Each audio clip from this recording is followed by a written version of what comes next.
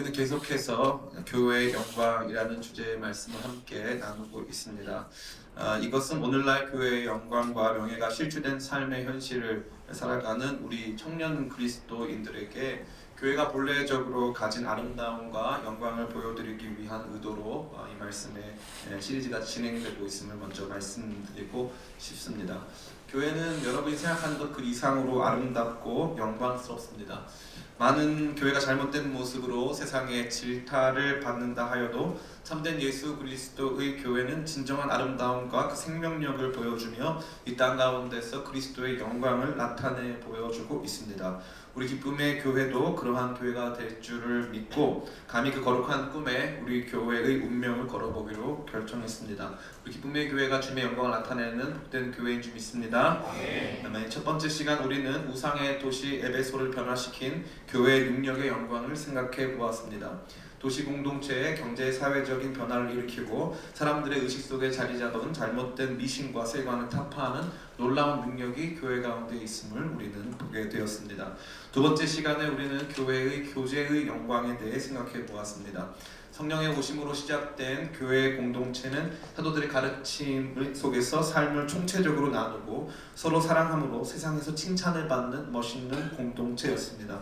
세상에서 경험할 수 없는 사랑과 위로, 하나됨을 교회는 우리에게 보여주고 제공해 준 것입니다. 세 번째 시간 우리는 교회의 정치와 질서의 영광에 대해 생각해 보았습니다. 세상에는 정치나 시스템이 없는 공동체가 없습니다. 모든 공동체마다 정치, 질서, 시스템이 존재하는 것입니다. 그리고 모든 공동체마다 각자의 어려움이 있음을, 각자의 여러 가지 이 오류들이 있음을 말씀드린 바 있습니다. 그러한 가운데 초대교회는 바른 원칙 위에서 온전한 리더십과 팔로우십을 기반으로 한 질서가 확립되고 그 질서 안에 사랑과 배려가 넘쳐나고 있음을, 아름답게 하모니를 이루고 있음을 우리는 세 번째 시간에 살펴보았습니다. 네 번째 시간은 지지난주죠. 우리는 교회의 변화와 성장의 영광을 생각해 보았습니다. 사역 주체가 사도들로부터 시작해서 이제는 이름 없는 사람들로 변화되었다 했습니다. 예루살렘에서는 사도들이 능력 있는 말씀으로 놀라운 치유의 능력으로 교회를 세워갔다면 안디옥에 이르러서는 더 이상 그러한 능력이 나타나지 않고 이름 없는 사람들의 열정적인 복음 사역으로 말미암아 교회가 세워지고 엄청나게 크게 부흥하고 있는 모습을 저와 여러분들이 목도하게 된 것입니다. 뿐만 아니라 사역의 대상 역시도 그 전에는 구약 성경에 익숙한 유대인들이라든지 아니면은 하나님을 경외하는 사람들, God fearer라고 일컬어지는 이방인 중에 구약 성경을 알고 있는 사람들, 성전에 나가서 예배하고 있던 사람들이 그 주요한 대상이었다면 이제 안디옥에서부터는 이방인들, 다시 말해서 구약 성경에 대한 배경 지식이 전혀 없는 사람들로 복음이 전파되고 증거되고 그 안에서 교회가 엄청나게 성장하는 것을 우리는 보게 된 것입니다. 그뿐 아니라 안디옥에서는 처음으로 우리 성도들이 그리스도인이라는 이름을 받았습니다. 그리스도인이라는 이름을 얻게 되었다는 것은 그들의 삶의 생산과 소비, 그들의 여가 활동, 그들의 모든 삶의 중심에 예수 그리스도께서 계시는 것을 세상 모든 사람들이 보게 되었다는 것을 의미하는 것입니다. 삶의 중심이 나에서부터 예수님께로 옮겨져서 저 사람을 정의하고 이해할 때 가장 중요한 이름은 바로 다른 것이 아니라 그리스도인이다. 저 사람이 사회적으로 얼만큼 성공을 거뒀는가, 얼만큼 멋있는 외모를 가졌는가가 아니라 저 사람의 이름은 그리스도인이라 하는 이름이 더 중요하게 여겨질 만큼 궁극적으로 우리 자신의 삶이 변화되어지는 놀라운 역사가 교회 안에 있었다는 것을 지난 시간에 함께 살펴보았습니다. 이와 같이 교회는 능력 있으며 온전한 하나됨과 교제를 보여주고 바른 정치 질서 속에서 조화로움을 보여주는 가운데 더욱 확장하고 성장하는 공동체입니다. 오늘은 그러한 가운데 다섯 번째 교회 영광과 관련된 설교를 나누려고 합니다. 교회 영광 시리즈를 언제까지 하느냐라고 하는 수많은 질문과 이런 비난들이 있습니다. 그럼에도 불구하고 한 주도 남았어요. 오늘 하고 한 주도 남았어요. 그래서 조금 있으면 다 끝나간다는 사실을 꼭 말씀드리고 여러분 마음에 인내심을 가지고 이 말씀을 끝까지 잘 경청해 주셨으면 좋겠습니다. 오늘 우리가 나누려고 하는 교회 아름다움은 바로 교회를 위한 고난의 아름다움입니다. 가끔 저는 명품 별로 안 좋아하는데 뭐가 명품인지 잘 모르고 잘 안 좋아하는데 명품 옷을 입고 다니는 사람들이 있어요. 명품 옷 입고 다니는 사람들인데 문제는 뭐냐면 우리가 봤을 때는 그 사람이 입은 옷이 명품 같아 보인다, 안 같아 보인다? 그게 문제죠. 나 봤는데 이 사람은 엄청 명품 사가지고 막 뽐내고 다니는데 우리는 미안한데 잘 몰라요. 그 가치를. 그죠? 언제 놀랍니까? 이거 얼마짜리야? 가격을 들으면 놀라죠. 그죠? 가격을 듣고 난 다음부터 변화가 일어납니다. 특별히 자매님들 가운데 우리가 평상시 무시하던 외모로서 나한테 좀 떨어지는 그 친구가 어느 날 가방을 사왔어요. 소위 말해 신상 가방을 사왔는데 별로 그닥 예쁘지도 않아요. 대단해 보이지도 않습니다. 근데 갑자기 이 친구가 이 가방의 출처에 대해서 말해줍니다. 이거 요번에 내 남자친구가 월급 받아가지고 이거 사줬어. 그럼 남자친구 만나야 돼요, 말아야 돼요? 기도합시다. 그 남자친구는 여러분이 기도가 많이 필요한 친구예요. 첫 월급을 타가지고 그런 말을 또 할 수가 없네요. 이거 요즘 조심해야 돼. 이거 말을 함부로 했다가 그냥 위험해질 수 있기 때문에. 그래서 그 친구는 상당히 여러분들이 많은 경계심을 가지고 그래서 위해서 기도해주고 그럴 필요가 있습니다. 어찌되었건 그 친구가 이제 가방을 남자친구부터 받아왔단 말이죠. 근데 우리가 봤을 때 별로 예쁘지도 않고 이렇게 어울리지도 않는 것 같아. 그 친구도 딱 얘기를 하는 순간 이거 땡땡 만 원이야, 땡땡땡 만 원이야, 세 자릿수가 나오는 거죠. 그러는 순간 가방이 어떻게 보입니까? 달라 보이죠. 가방이 달라 보여요. 그전에는 아무렇지도 않아 보였던 건데 가방이 달라 보이고 갑자기 제 인생과 내 인생이 갑자기 달라 보이는 거죠. 난 남자친구도 없고 남자친구가 있다 할지라도 이런 가방도 안 사줄 것 같으니 나는 심각하게 기도가 필요하구나, 이런 생각을 하는 겁니다. 제가 무슨 말씀 드리는 거죠? 가격이라는 거예요. 이 가격은 참 흥미롭습니다. 가격은 누가 붙입니까? 가격은 팔고 싶은 사람이 붙이잖아요. 그죠? 가격은 팔고 싶은 사람이 붙이는데 터무니없이 높은 가격을 붙이는 사람들이 종종 있어요. 우리가 이해할 수 없는 부분에서 그만한 가치가 있다고 믿기 때문에 그 가치에 가격을 붙이는 순간 참 흥미로운 것은 그 물건을 보는 사람 역시도 그것에 대해서 더 깊은 관심을 가지고 그것의 가치를 더 깊이 이해하려고 노력한다는 것입니다. 그만큼 가격은 굉장히 중요한 것이죠. 제가 오늘 지금 드리려고 하는 말씀이 바로 그것입니다. 여러분에게 있어서 교회의 가격은 얼마입니까? 이거죠. 교회의 가격은 얼마입니까? 어떤 물건, 재화에 있어서, 물건에 있어서 그 물건의 영광은 사실 우리가 볼 수 있는 외면적인 아름다움도 있을 수 있고 기능적인 아름다움도 있을 수 있지만 금전적으로 그것에 붙어있는 가격이 실제적인 그것의 영광을 보여주는 기준이 될 수 있다는 것입니다.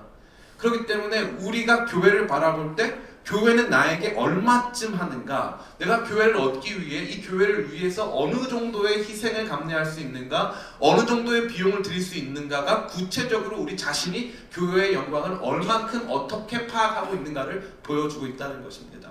오늘 말씀은 저와 여러분에게 한 사람이 자기의 삶을 다하여서 주님의 몸된 교회를 섬기며 이 교회의 가치가 어떠한 것인지를 보여주는 그 장면 앞으로 저와 여러분들을 인도하고 있습니다. 저는 여러분 말씀을 통해서 우리가 생각했을 때는 보잘것없는 우리 교회의 가치, 우리가 생각했을 때 그 정도 비용이 든단 말인가 할 만큼의 이 영광스러운 가격에 매겨져 있는 우리 교회의 놀라운 가치를 다시 한번 발견하고 그 영광 가운데 사로잡히는 시간 되기를 간절히 원합니다. 우리 오늘 본문을 먼저 살펴보기에 앞서서 이 본문의 내용을 먼저 내용 알기 앞서서 문맥을 좀 파악해 볼 필요가 있습니다. 사도 바울은 현재 이 1차 전도 여행 중입니다. 1차 전도 여행 중에 지금 현재로서는 터키 땅이라고 할 수 있는 그곳에서 전도 여행을 감행하고 있었습니다. 그러한 가운데 사도 바울이 이 루스드라라고 하는 지역에 이르러서 거기에서 다리 못 쓰는 사람을 고쳐줬어요. 다리 못 쓰는 사람을 고쳐줬더니 사람들이 사도 바울은 말을 많이 하니까 헤르메스다. 헤르메스는 이 제우스의 전달자 아닙니까? 메신저잖아요. 헤르메스다. 그리고 바나바는 말을 안 하고 가만히 있으니까 저 사람이 진짜 제우스인가 보다 해가지고 이 사람들이 제우스 신전에서 제사장들이 나와가지고 제사를 드리려고 합니다.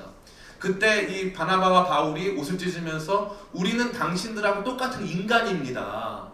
당신들이 제대로 알지 못하고 섬기는 그 하나님은 누구인지 보여주기 위해서 이 땅에 여기에 찾아온 우리는 인간에 불과합니다 라고 말했을 때 참 사람들이 놀라운 것은요, 만약에 제우스다, 내가 제우스입니다, 당신들이 나를 섬기기 원한다면 나를 섬겨주세요, 나는 헤르메스입니다, 내가 제우스의 메신저입니다, 이렇게 한다면 아마 그 사람들이 사도 바울과 바나바를 섬겼을 거예요. 근데 놀랍고 흥미로운 것은 우리 같은 인간이라고 하니까 어떤 일이 발생하냐면 바로 핍박을 합니다. 너무 재밌어요. 저만요. 18절, 19절입니다.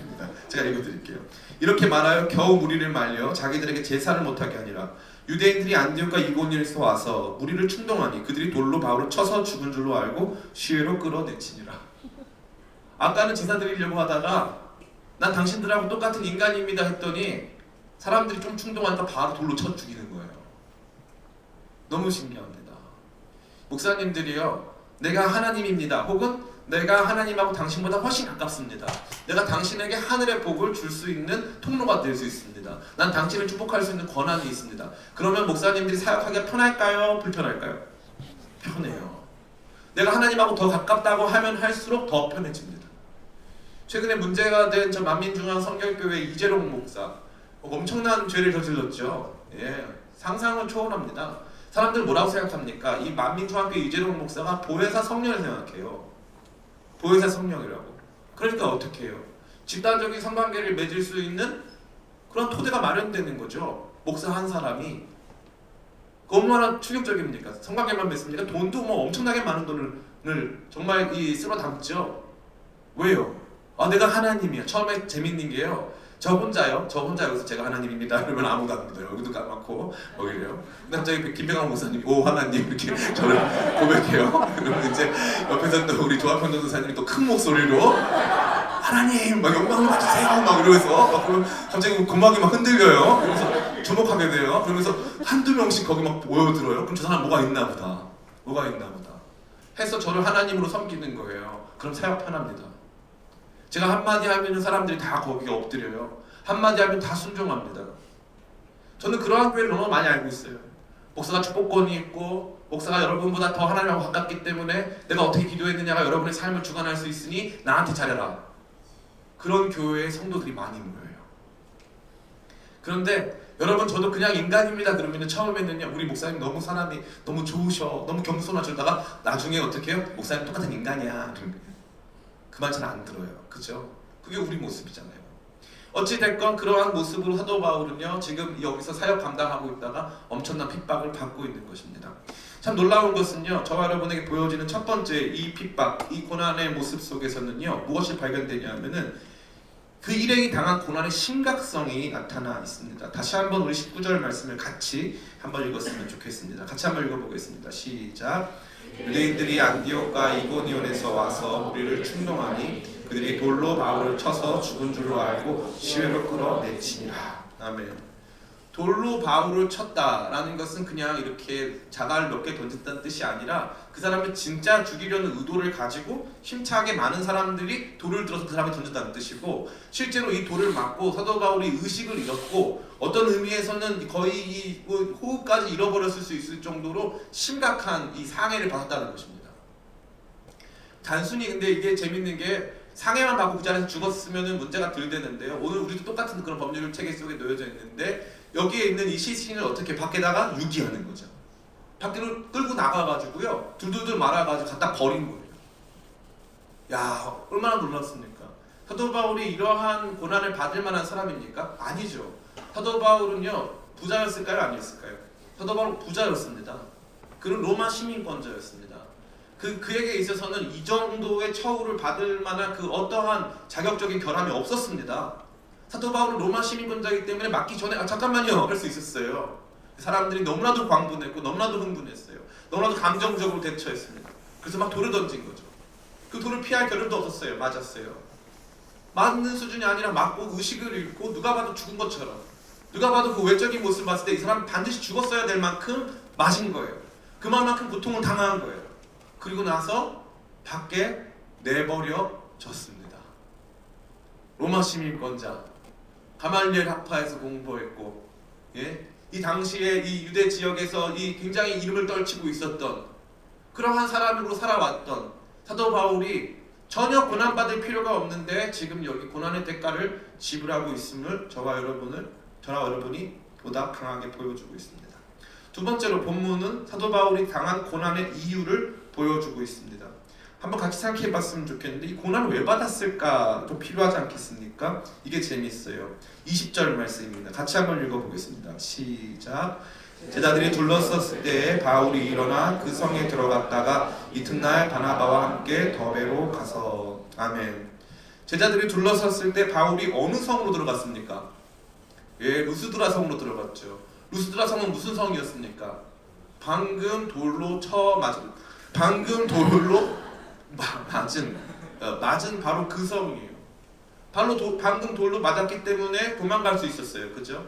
도망갈 수 있었고 방금 그 돌을 맞았기 때문에 잠깐 밖에 숨어 있다가 다른 성으로 이동할 수 있었습니다. 그러나 사도 바울 그렇게 안 해요. 맞고 일어나서 다시 그 성으로 들어갑니다. 목사님 이거 한 번만 그날 밤을 피하기 위해서 그런 것 아닐까요? 예, 저도 그렇게 생각했어요. 근데 가만히 보니까 이렇게 되어 있습니다. 21절 말씀입니다. 같이 한번 읽어볼까요? 시작. 복음을 그 성에서 전하여 많은 사람을 제자로 삼고 루스드라와 이고니온과 안디옥으로 돌아가서 22절 시작. 제자들의 마음을 굳게 하여 이 믿음에 머물러 있으라 권하고 또 우리가 하나님 나라에 들어가려면 많은 환난을 겪어야 할 것이라고 23절. 각 교회에서 장로들을 택하여 금식 기도하며 그들이 믿는 주께 그들을 위탁하고. 아멘. 참 놀라운 것은 무엇이냐면요, 21절에 보니까 더베에서도 복음을 전했어요. 처음으로 더베에서는 핍박이 없었습니다. 핍박이 없는 가운데 복음을 전한 다음에 더베에서 오른쪽 밑으로 조금만 내려오면 사도 바울의 고향이자 사도 바울이 여기 오기 직전까지 일하고 있었던 다소라고 하는 지역이 있어요. 더베에서 조금만 내려가면 됩니다. 사도 바울 어떻게 하죠? 역순으로 다시 갑니다. 다시. 아까 여기 여러분들이 주의 깊게 읽으셨다면 볼 수 있었던 것이 19절에 보면은 유대인들이 안디옥과 이고니온에서부터 와서 무리를 충동했다고 돼 있어요. 루스드라에서. 근데 여기 가만히 보니까 뭐라고 돼 있습니까? 21절에 제자로 삼고 루스드라와 이고니온과 안디옥으로 돌아가서 나를 핍박하려고 하는 사람들이 온 그 순서대로 다시 돌아가는 거예요. 다시. 사람들이 핍박하러 어디서 출발했냐면 안디옥에서 출발했어요. 이고니온에서 합류한 다음에 루스드라에서 본격적으로 강한 핍박을 가해서 거기에서 돌을 맞고 죽을 뻔했단 말이죠. 근데 밤에 그 성에 다시 들어갔을 뿐만 아니라 더베에 가서 평안하게 사역 잘 마친 후에 다시 힘을 얻어서 내가 돌로 맞았던 루스드라 들어가고 루스드라까지 와서 나를 돌로 쳤던 이고니온으로 돌아가고 그 사람들 그 전에 있었던 비시디아 안디옥까지 돌아가서 거기서 다시 복음을 전했어요. 왜 그랬을까? 이게 중요한 거 아닙니까? 왜 그랬을까? 왜 돌아갔을까? 재미있는 건 23절입니다. 이렇게 되어 있어요. 각 교회에서 장로들을 택하여 금식 기도하며. 대박 사건. 돌 맞고 거기서 핍박받고 거기서 완전히 배척받았는데 거기에 뭐가 생긴 거예요? 뭐가 생겼어요? 교회가 생긴 거예요. 교회가. 그 와중에 내가 한 거라고는 몇 번 증거하고 돌 맞고 도망다닌 것밖에 없는데 거기 교회가 생겼어요. 그 교회 때문에 다시 돌아간 거예요. 거기 제자들이 남아있기 때문에. 돌 맞는 거 안 무서웠을까요? 소위 말해서 트라우마가 있죠. 트라우마. 외상. 우리 안에, 마음 안에 절로 갔다가는 나 돌에 맞아서 죽을 수도 있겠다. 저기 갔다가는 나 너무 힘들 수도 있겠다 판단이 들 텐데 사도 바울은 그렇게 안 해요. 그리고 다시 돌아가야 되는 거예요. 왜 돌아가야 돼요? 이제 핍박이 없었어요? 아니요. 핍박이 있어서 상관없어요. 왜요? 거기에 교회가 생겼기 때문에. 교회 때문에 핍박받을 거예요. 교회 때문에. 교회 때문에 환난 받은 거예요. 교회를 위해서. 나는 그 받을 만한 것도 잘못도 한 적이 없어요. 나는 사회적으로 부자고 나는 이 모든 사람들이 알아줄 만한 로마 시민권자고 똑똑한 사람이에요. 그런데 그럼에도 불구하고 주의 몸된 교회를 위해서 다시 나를 핍박하러 왔던 그 사람들이 그 서슬퍼렇게 살아있는 그 땅에 다시 들어가는 거예요. 다시 들어가는 거예요. 거기 교회가 남았기 때문에. 거기 주의 몸된 교회가 남았기 때문에. 거기서 그렇게 고통당하고 그렇게 가격을 지불하고 비용을 지불하고 있었다는 것입니다. 교회의 영광은요, 이러한 사람들이 지불하는 가격으로 말미암아 그 교회가 같이 있어지는 거예요. 우리가 봤을 때는 아무것도 아닌 것 같아 보이는 이 교회를 위해서 눈물 뿌리고 희생하고 섬기고 이 교회를 위해서 목숨을 내어버린 수많은 사람들로 말미암아 교회는 가치 있고 아름다운 것입니다. 대동강변에서 이 제너럴 셔먼호 사건이 있을 때 그때 이 로버트 저메인 토마스라고 하는 선교사가 그 배에 통역사로 타고 있었습니다. 이 로버트 저메인 토마스 선교사는 중국에 있었는데 부인이 거기서 죽었어요. 그래가지고 완전히 낙담한 상태에서 간신히 힘을 얻고 조선 땅으로 이제 갔습니다. 원래 그 사람 조선 땅으로 오고 싶었는데 여러 가지 길이 막혀서 오지 못했죠. 그러한 가운데 이 로버트 저메인 토마스 선교사가 제너럴 셔먼호에 타고 있었는데요.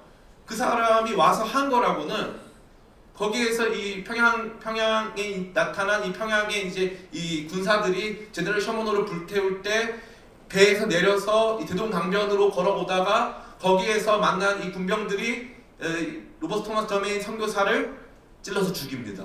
그 강변에서 죽여요. 근데 거기에서 이 토마스 선교사가 성경책 한 권을 거기다 주고 죽죠.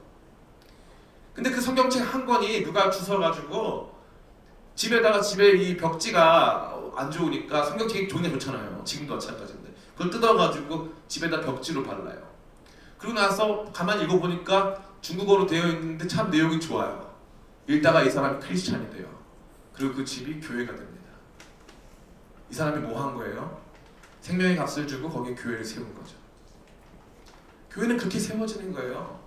교회는 눈물 없이 안 세워집니다. 교회는 고난 없이 안 세워져요. 교회의 가치라는 것은 누군가 그 교회를 위해서 희생하고 비용을 지불하고 거기에서 고난 받을 때 교회가 생겨난다는 것을 저와 여러분에게 이 본문의 말씀은 너무나도 강하게 보여줄 뿐만 아니라 교회를 위해서 자기의 삶에 여러 가지를 떼어내어서 시간과 물질, 자기 삶의 여러 가지 가능성들을 다 떼어내어서 섬기고 수고하는 한 사람으로 말미암아 우리가 속한 교회가 얼마나 가치 있는가를 이 본문의 말씀은 강하게 보여준다는 것입니다. 세 번째, 본문에는 등장하지 않지만 이러한 고난 속에서 아름다운 열매들이 반드시 맺히는 것을 우리는 성경 곳곳을 통해서 보게 됩니다. 특별히 우리는 평생 사도 바울과 함께 동역했던 한 사람을 이곳에서 만나게 됩니다. 사도 바울의 이 죽을 때까지 사도 바울의 영적인 아들로서 사도 바울에게 크나큰 위로를 줬던 바로 디모데입니다. 사도행전 16장 1절부터 3절입니다. 바울이 더베와 루스드라에도 이름에 거기 디모데라 하는 제자가 있으니 그 어머니는 믿는 여자요 아버지는 헬라인이라. 디모데는 루스드라와 이고니온에 있는 형제들에게 칭찬받는 자니 바울이 그를 데리고 떠나고자 할새 그 지역에 있는 유대인들로 말미암아 그를 데려다가 할례를 행하니 이는 그 사람이 그의 아버지는 헬라인인 줄 다 알미로라. 아멘. 바울이 그렇게 고통받고 그렇게 힘들었던, 돌로 맞고 죽은 줄 알아서 바깥에다가 시신을 유기할 만큼 엄청난 고난을 당했던 바로 그 지역에 사도 바울이 죽는 그 순간까지 마음을 함께하며 함께 동역할 수 있었던 한 사람 디모데가 아름다운 꽃처럼 자라기 시작한 것입니다. 이 디모데가 자랐기 때문에 디모데와 함께 사도 바울은 엄청나게 많은 사역을 감당했고, 사도 바울이 디모데를 보내면 디모데는 에베소도 가고 디모데는 고린도도 가면서 사도 바울의 중요한 역할을 감당해 주었던 것입니다. 고난이 있는 곳에 꽃이 피는 줄 믿습니다. 주님께서 함께 하시는 고난은 절대 헛된 고난이 없어요. 주님께서 함께 하시는 고난에는 반드시 아름다운 열매가 맺히기 시작합니다. 저의 별명은 그 진짜 고난, 고통 이런 걸 너무 많이 경험한 그런 사람이에요, 제가. 그런데 참 재밌는 게 있어요. 사역을 오랫동안 해왔는데 하다 보면 성공한 날이 많을까요? 실패한 날이 많을까요? 감사합니다. 실패한 날이 훨씬 많아요. 사역을 하다 보면 야 실패했다, 이거 안 됐다. 근데 최선을 다했거든요. 눈물을 뿌렸거든요. 저 자신을 정말 찢어서 준 것 같은 시간들이 너무나도 많았거든요. 근데 아무 열매가 안 맺히는 것 같은 시간들이 있더라고요. 아무 열매가 안 맺히는 시간들. 근데 참 놀라운 건요, 그렇게 한 번 시간들이 지나갈 때마다 내가 잊고 있었던, 내가 거기에 그 고난 때문에 생각하고 싶지도 않았던 그곳에서 작은 열매들이 자라나기 시작합니다. 아름다운 꽃이 피기 시작하는 거죠. 아까 우리가 본 것처럼 루스드라에서 매맞았는데 디모데가 그 자리에 있었던 거예요. 그 다음에 그 이고니온 안디옥 지나왔는데 거기에 교회들이 하나하나 생기기 시작한 것입니다. 참 놀라운 것은 이러한 사람들이 등장하는 아름다운 말씀이 있습니다. 사도행전 20장 4절 말씀입니다. 같이 한번 읽어보겠습니다. 사도행전 20장 4절 말씀 시작. 아시아까지 함께 가는 자는 베레아 사람 브로의 아들 소바도와 데살로니가 사람 아리스다고와 세군도와 더베 사람 가이오와 및 디모데와 아시아 사람 두기고와 드로비모라. 아멘. 여기 등장하는 이름들은요, 대부분 지역과 함께 등장합니다. 이 지역들은 사도 바울이 고생하고 수고하고 고난의 눈물과 땀을 흘리면서 지나온 지역들이고, 여기에 있는 사람들이 이제 사도 바울이 마지막 여정으로 예루살렘을 가는 그 길에 동행하고 있다는 것입니다. 얼마나 놀랐습니까? 우리는 고난당하면 끝인가 보다. 거기에서 우리 희생 엄청 많이 했는데 잘 일이 안 됐는데, 우리 교회 이렇게까지 했는데 나 이만큼 헌신했는데 아무 일도 안 일어났는데, 그렇지 않습니다. 우리가 주의 몸된 교회를 위해서 희생하고 비용을 지불할 때 주님께서는 그 희생의 토대 위에 주께서 원하시는 일들을 이루어 가시고 아름다운 꽃을 피워 가신다는 것입니다. 교회들이 곳곳에 세워지기 시작했습니다. 아까 처음 말씀드렸던 비시디아 안디옥 지역은 갈라디아라고 합니다. 그 지역을, 피시디아 안디옥 지역을. 갈라디아 교회가 거기에 생겨났습니다. 고린도, 빌립보, 데살로니가, 에베소 등등의 모든 교회들은 2차, 3차 선교 활동으로 의해서 생겨진 교회들인 것입니다. 성경에 보면요, 사도 바울은 끊임없이 그 교회들에 대한 관심을 갖고 있고 그 교회들의 편지를 보내고 그 교회들을 향해서 끊임없는 눈물과 많은 수고로 그 교회들을 세워가는 노력들을 기울이고 있다는 것입니다. 얼마나 놀랍습니까? 오늘 말씀이 이게 전부입니다. 우리가 주님의 몸된 교회를 위해서 지불해야 될 것은 상상을 초월하는 고난과 아픔일 수 있다는 것입니다.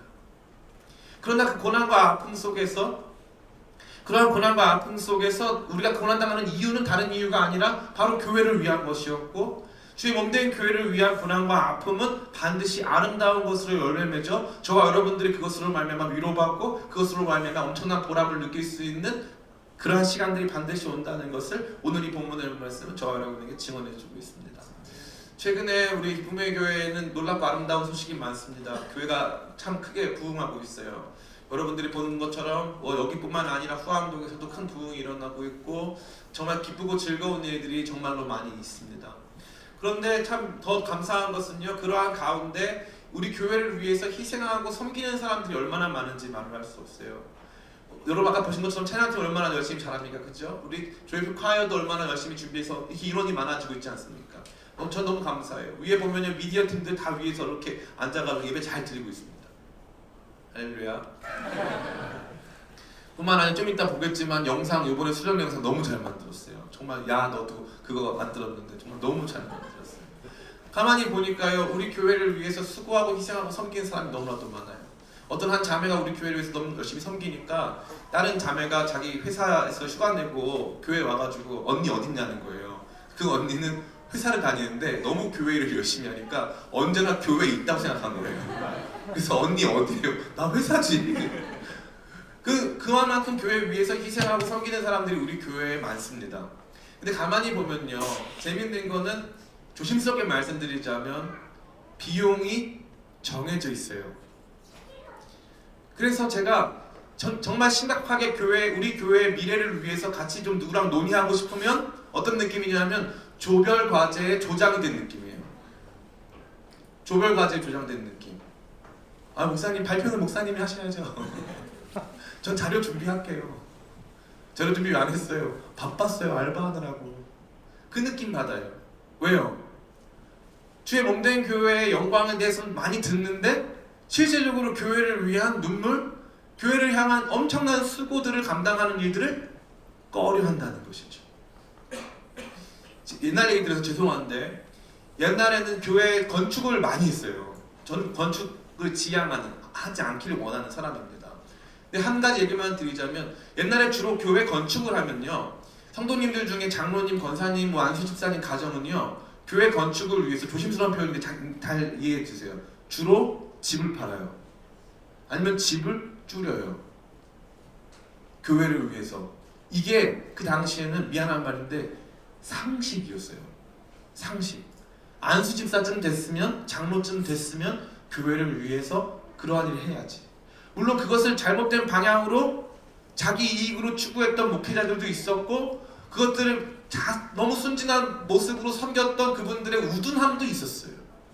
그러나 최소한 제가 조심스럽게 말씀드리는데 오늘 이 자리에서 제가 여러분에게 여러분 집을 좀 줄이세요. 그래서 우리 교회 위해서 헌신하세요라고 말씀드릴 수 있는 사람이 별로 없어요. 왜요? 아, 교회의 영광, 우리 교회 잘 된대, 우리 교회 성공하고 있어, 부흥하고 있어. 교회를 위해서 진짜 누군가 다시 나를 핍박했던 루스드라로 다시 들어갈 사람, 루스드라까지 와서 나를 핍박했던 이고니온으로 다시 들어갈 사람, 다시 안디옥까지 들어갈 사람, 다시 거기에서부터 주님의 거기 살아남은 작은 교회를 위해서 그 교회를 주님의 손에 의탁드리면서 이 교회를 주께서 돌봐달라고 기도하고 그 교회를 위해서 눈물 뿌려 기도할 사람, 죄송한 말인데 너무나 없다는 거죠. 어디 안에? 오늘날 청년 그리스도인의 삶 안에 없다는 거예요. 내 삶이 너무 중요해. 나는 절대 손해보면 안 돼. 그래서 제가 감히 말씀드리건데 많은 분들이 그래요. 목사님, 교회는요 다 기성세대가 망쳐놓고 우리로 하여금 그 영광을 같이 소비할 수 없게끔 만들어 놓고서 이제 와서 우리한테 책임을 전가하는 겁니까? 아니에요. 그분들은 그분 시대의 교회가 있었어요. 기쁨의 교회는 그분 시대의 교회 아니면 우리 시대의 교회예요. 기쁨의 교회는 우리 시대의 교회예요. 우리 시대의 우리 교회예요. 세운 지 4년 됐어요. 여기 4살 이상 된 사람들은 다 책임이 있어요. 웃긴 건데 아무도 믿지 않았어. 너무 무서워. 여기는 우리 시대 우리 교회예요. 우리 교회 건축 안 할게요. 할렐루야. 왜 아멘도 안 해? 뭐라도 좀 해줘. 건축 안 할게요. 집 팔란 얘기 안 할게요.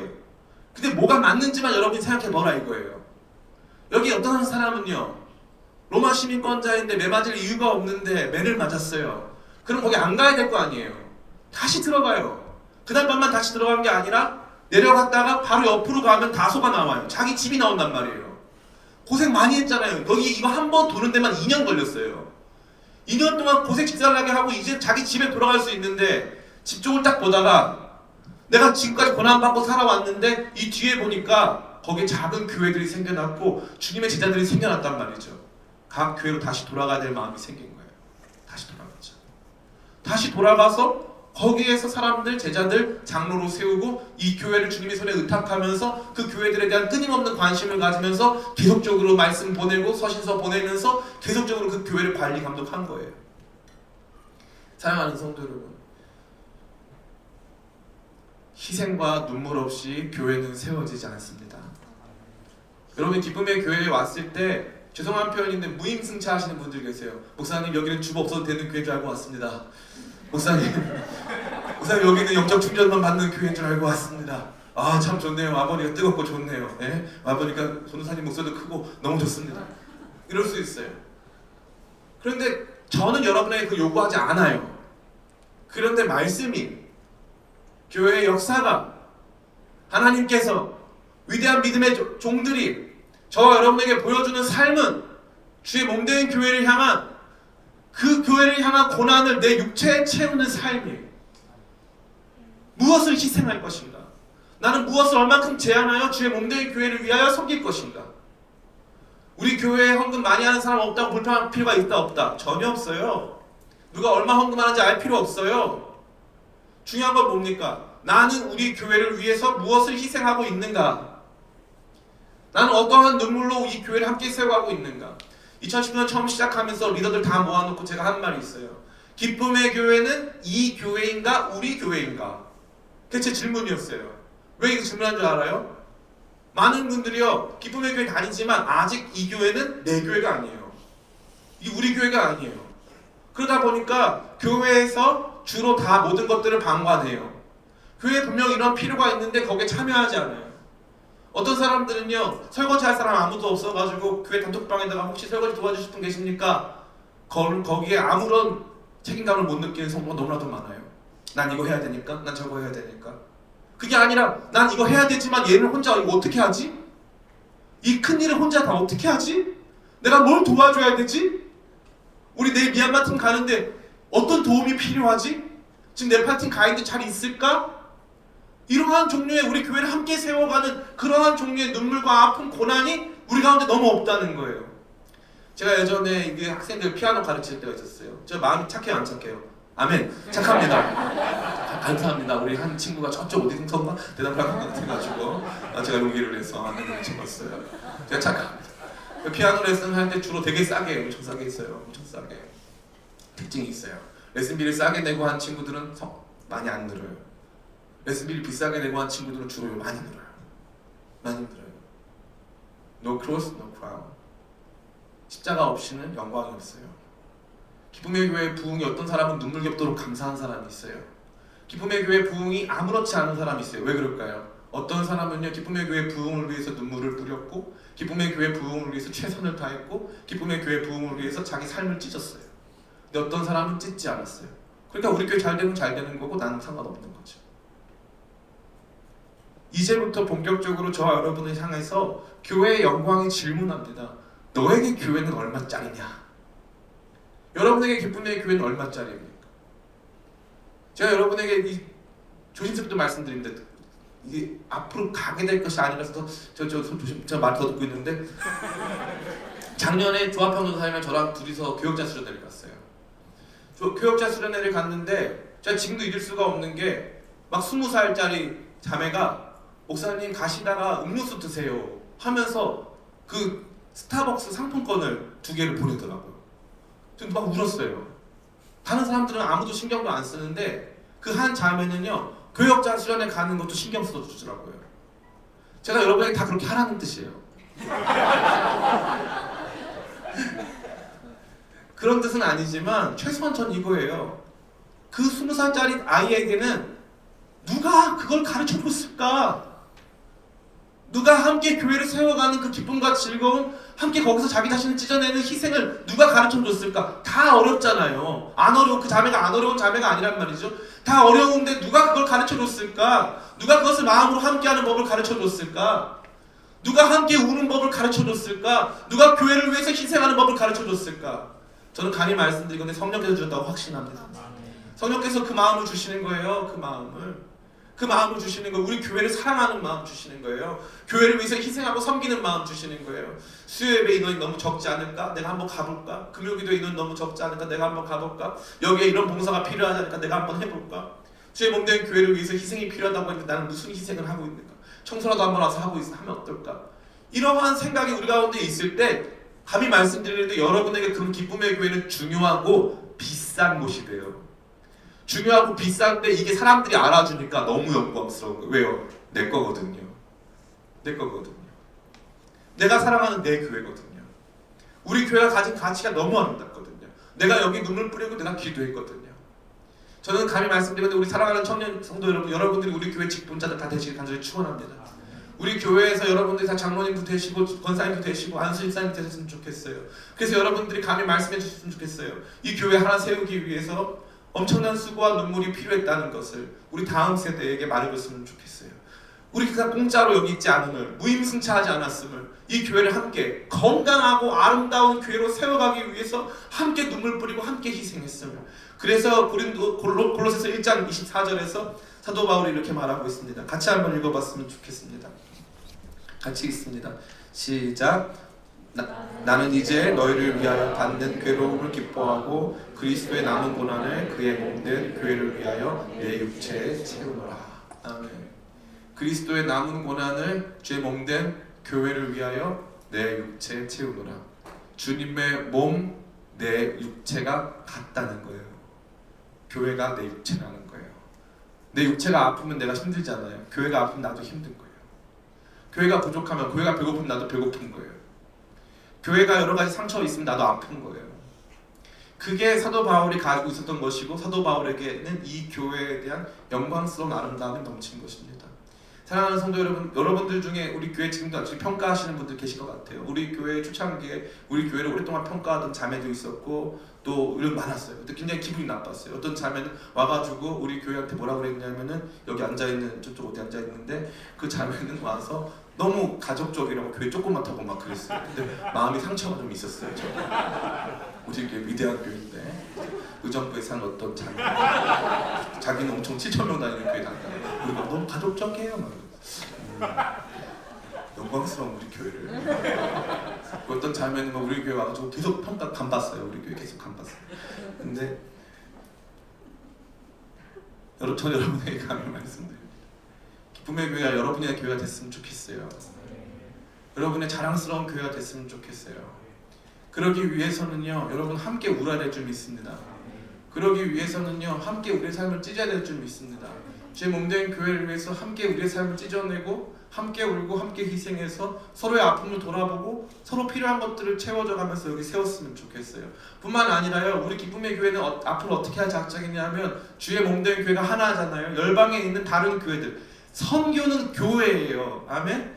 선교는 교회를 세우는 일이란 말이죠. 거기에 교회들이 있단 말이죠. 중국 교회가 아프면 저 대륙을 지나서 중앙아시아에 있는 교회들이 아프면 저 인도에 있는 교회가 아프면 그러면 내가 아픈 거예요. 그 교회들이 아프면.